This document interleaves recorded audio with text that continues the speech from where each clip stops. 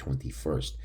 Traders, well, the song remains the same. The market continues to defy gravity and just kind of gradually just drifting higher yet again. We are up in the pre-market again, so making new all-time highs very slowly with no volume. And we saw this already many times. For those of you who have been here for a while, you've seen it happen before. We've happened last January, February, obviously before the coronavirus, and it happened again back in late 2000, I think 18. Now you just look at the charts and you'll see when you see little tiny dots in a candlestick, very little, and we're just grinding higher slowly. It's just inevitable that's going to happen. So just be very, very careful with your longs. I would not initiate any new long positions right now.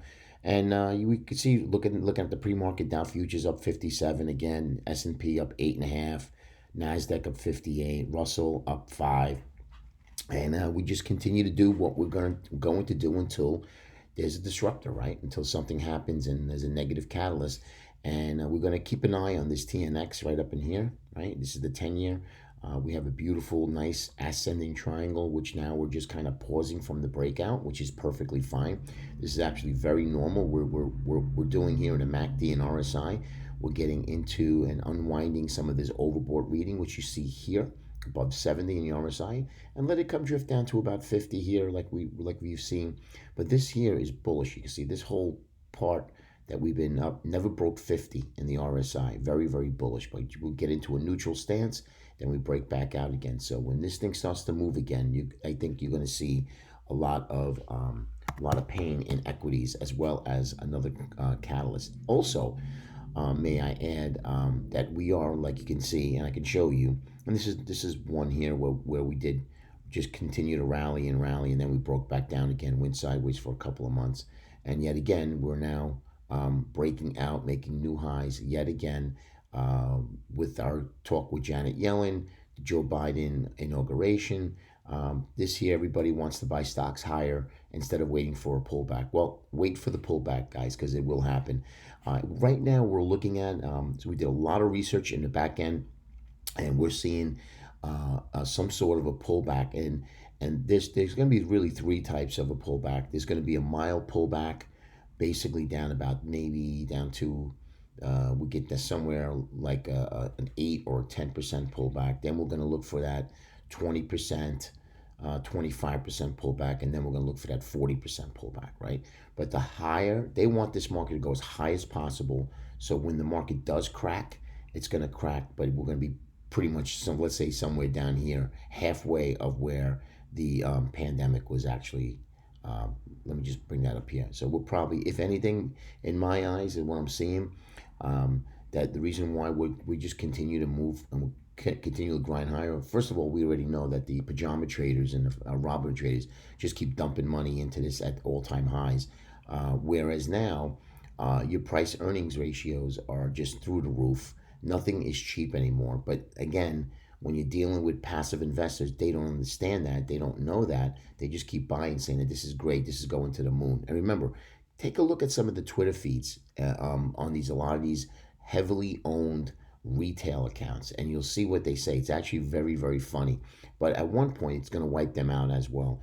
But getting back to here where we had the pandemic lows, my guess is that if we even get down to this area here, if we're lucky to get down to this area, you would look to start buying, and that's going to be a 50% retracement, right?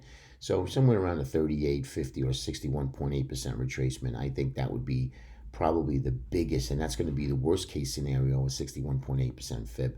Again, I will put this back on for you guys. I'm just waiting to see when we start to roll over, as well as me initiating a short list for the coaching subscribers as well, okay? So that's the spiders. Let's take a look at the Qs. Same, pretty much the same across the board, holding up to 21 SMA. Like I said, something like this, I wouldn't even touch this. I wasn't even touching this even here. Okay, we had the sell signal. I think you said back up in here. I think we initiated sell signal, and I'm still short a little bit, very, very little. Haven't added any yet because I want to see the markets now start to roll over. But also we had another signal here, I think it was. And then, like I said, if you wanted to and if you needed to get stopped out, you got stopped out for a very, very small loss. And then we started moving higher again. But remember, look at these candles. Very, very small, tiny little candles here.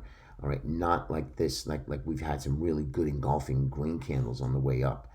So very low volume, okay, and now we're back up to pretty much readings of overbought in the QQQ. Now let's take a look at the Russell 2000. Again, guys, the song remains the same. I don't have to tell you. This is all the same. Look at this. This is just going back from November, and it just continues to just move higher and higher and higher. So now we have a big fat thin zone here. So my guess is that when this does happen, you see this gap. This is the gap that's going to get filled. This little gap here will get filled first, and then the second gap will get filled, which will put us right into this area here. Again, once we're ready, we will start putting some of these levels to watch for. When you're short, that'll be the cover, and or if you want to look to buy into some of these sectors as well. Okay, take a look at the transports. All right, again, pretty much the same here. Right above that 21 SMA, above the 50 as well. And look, if you looked at all of the charts, look at how far away we are from the 200-day moving average. That is not a good sign. At one point, the price action will migrate back down to it, and then we'll start to head up higher. So that's the transports. Let's take a look at the diamonds. And again, it's pretty much the same, guys. Above the 21 SMA, 50 down below, and then of course the 200. So big thin zone here, nice little gap. Remember, we're watching that gap. And the first line of defense here really is going to be the 21 SMA and all of the indexes. Keep an eye on that. That's something that we're going to be watching and monitoring really closely. Right, and next here we got gold. Gold and silver, I think, is going to have a great year. I really do. As you can see, nobody really cares about it, and that's when you want to start looking to buy into it. Okay, which is going to be GLD. You can see, and here's SLV. They look pretty similar, but this is something the sector that I am absolutely waiting for to see if this can take a little bit of a pounding, and then get back down to this area here where we could start nibbling into a real nice dollar cost average long trade in the SLV. If you take a look at the GDX, it's really the same. Remember, they follow first. They're the movers, and then everything else follows. So here's GDX, kind of holding in pretty well. At pretty much close to the highs. Again, I'm not looking for this here. I'm looking for this to break down a little bit more. Let everybody buy Bitcoin, and let them get their heads handed to them, especially where they are right now with it. So now we busted up, and this is a real classic example of what I look for when you want to start looking to short something at these highs, right? You have the big one up, right? You have your big parabolic move higher, your capitulatory top. You would think it is. You have your first pullback. The first pullback is always going to be bought, usually because of the fact what the pundits are going to think this is a great buying opportunity up at these levels when we're only about 3-4% away from the top. We get that bounce, but look what happens. We get the lower high, and here's your M top formation right here. You can see that, and then here's your neckline, right? So now Bitcoin is trading right at the neckline, and now this here is a perfect sign out where we made a high, a lower high from this previous high, and a lower high from this previous high. So lower high, lower high, lower high. This now is almost in a downtrend. Not yet. We want to see another day or two below this level here of 32,900. But this is starting. You can see we're on a sell signal in MACD, RSI. Now, does it go all the way back down? I have no idea. But it's something that we should be watching and monitoring, because if Bitcoin starts to break down a little bit and we just get a negative catalyst in Bitcoin, I mean, I can see this Bitcoin come all the way back down to about 16 to 20,000. Easy. I mean, very easily. But we'll see. This is a good spot. The 200-day moving average looks great. And this is something here that we're going to be watching closely as well. And I'm going to start covering it as well for you guys. Okay. And then let's take a look at the XLE.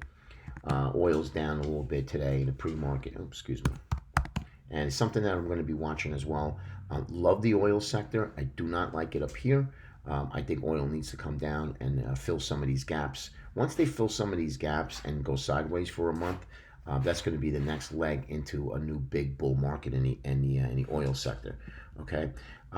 Same thing with really the banks. I like the banks long term. I don't like them here. Again, just too rich. Might as well hold cash and wait. No need to force anything. Big gap here needs to get filled.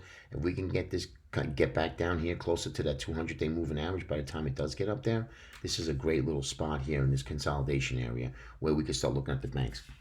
We have a lot of sectors for our coaching subscribers, so stay tuned and let's just be patient here. Don't have to trade every day if you don't see anything, and then let's go from there. And we'll continue to monitor the markets, and of course, that's going to create us some great opportunity going into the first quarter, which we're in, and in the second quarter and thereafter. Have a great day, guys, and we'll see you tomorrow.